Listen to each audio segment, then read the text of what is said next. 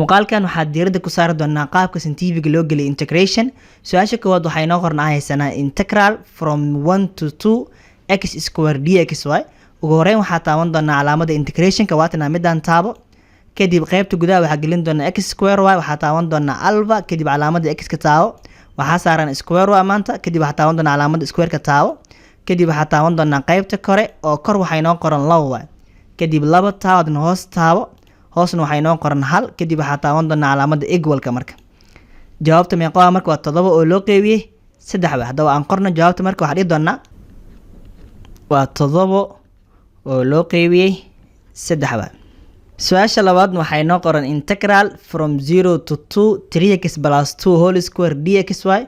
marka hore kuwan baabiya calaamada on taabo, kadib waxaa taaban doonaa calaamada integral taabo oo integration ka taabo, kadib qaybta gudaha maanta waxay noo qoran waa 3x plus 2. marka hore bil furo, kadib 3 dheh, kadib calaamada x waxa waa alba taabo, kadib x taabo, kadib waxa waa plus 2y, kadib bisha soo xir, kor waxaa saaran maanta square waxaa taaban doonaa calaamada square ka taabo, kadib waxaa taaban doonaa calaamada kor taabo. marka kor oo geena, kadib kor maxay noo qoran maanta waa 2, kadib hoosimo hoosna waxay noo qoran maxaa 0, kadib waxaa taaban doonaa calaamada equalka. marka oo jawaabta meeqa ayadana 56.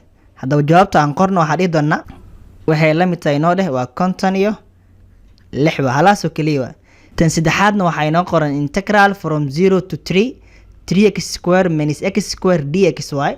marka hore kuwan baabiya calaamada on ka taabo, kadib waxaa taaban doonaa calaamada integration ka taabo. marka hore gudaha waxay noo qoran waa 3x square, waxaa taaban doonaa marka hore 3, kadib calaamada alba taabo, kadib xy, x waxaa saaran maanta square calaamada square ka taabo, kadib waxaa qoran waa minus x mar labaad, dan alba taabo, dan x taabo, x maanta idan waxaa saaran square waa calaamada kadib square ka taabo, kadib waxaa taaban doonaa qaybta kore maanta waxay noo qoran waa 3, kadib qaybta hoose idan waxay noo qoran waa 0, kadib waxaa taaban doonaa equal. marka jawaabta idan meeqa waa 18. hadaba aan qorno waxaa dhici doonaa jawaabta waxay la mid tahay noo dheh waa 18.